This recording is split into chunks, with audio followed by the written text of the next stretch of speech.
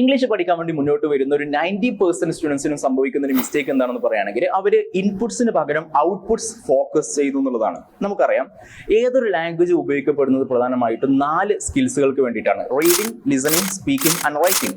അപ്പോൾ ഈ 4 സ്കിൽസിന് നമ്മളൊന്ന് അനലൈസ് ചെയ്യുന്ന സമയത്ത് നമുക്ക് മനസ്സിലാക്കാൻ കഴിയുന്നത് ഇത് ആക്ച്വലി 2 ഇൻപുട്സും മറ്റു 2 ഔട്ട്പുട്സുമാണ്. ഇൻപുട്ട് എന്ന് പറയുമ്പോൾ റിസപ്റ്റീവ് സ്കിൽസ്, നമുക്ക് ഇങ്ങോട്ട് ഇൻഫർമേഷൻ തരുന്ന കൈൻഡ് ഓഫ് സ്കിൽസിനെയാണ് നമ്മൾ ഇൻപുട്ട് എന്ന് പറയുന്നത്. സ്വാഭാവികമായിട്ടും റീഡിങ്ങും ലിസണിങ്ങുമാണ് ഇൻപുട്ട്. ഇനി ഔട്ട്പുട്ട് എന്ന് പറയുമ്പോൾ പ്രൊഡക്റ്റീവ് സ്കിൽസ് ആണ്, അല്ലെങ്കിൽ നമ്മൾ അങ്ങോട്ട് ഇൻഫർമേഷൻ കൊടുക്കുന്ന ടൈപ്പ് ഓഫ് സ്കില്ലിനെയാണ് നമ്മൾ ഔട്ട്പുട്ട് എന്ന് പറയുന്നത്. സ്വാഭാവികമായിട്ടും സ്പീക്കിങ്ങും റൈറ്റിങ്ങുമാണ് ഔട്ട്പുട്ട്.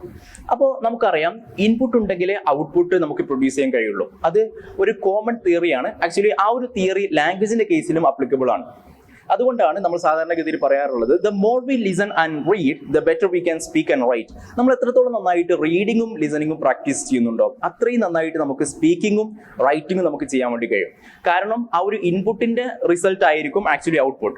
പക്ഷേ അൺഫോർച്ചുനേറ്റ്ലി ഒരു 90% സ്റ്റുഡൻസിനും ഇംഗ്ലീഷ് പഠിക്കാൻ വേണ്ടി വരുന്ന, അല്ലെങ്കിൽ ഏതൊരു ലാംഗ്വേജ് പഠിക്കാൻ വേണ്ടി മുന്നോട്ട് വരുന്ന ഒരു 90% സ്റ്റുഡൻസിന് സംഭവിക്കുന്ന മിസ്റ്റേക്ക് എന്താണെന്ന് പറയുകയാണെങ്കിൽ അവർക്ക് പ്രോപ്പർ ആയിട്ടുള്ള ഒരു കൺസിസ്റ്റന്റ് ആയിട്ടുള്ള റീഡിംഗ് ഹാബിറ്റും ലിസണിങ് ഹാബിറ്റും ഇല്ല എന്നുള്ളതാണ്. അപ്പോൾ ഇതിന്റെ ഒരു പ്രശ്നം എന്താണെന്ന് പറയുകയാണെങ്കിൽ നമുക്ക് സംസാരിക്കണമെന്നുണ്ടെങ്കിൽ അല്ലെങ്കിൽ നമുക്ക് എഴുതണമെന്നുണ്ടെങ്കിൽ ഒക്കെ നമ്മുടെ ബ്രെയിനിൽ പ്രോപ്പർ ആയിട്ടുള്ള ലാംഗ്വേജ് സ്റ്റോർ ചെയ്യപ്പെടണം. പ്രോപ്പർ ആയിട്ടുള്ള വൊക്കാബുലറി, പ്രോപ്പർ ആയിട്ടുള്ള വേർഡ് പവർ നമ്മുടെ ബ്രെയിനിൽ ആക്ച്വലി സ്റ്റോർ ചെയ്യപ്പെടണം.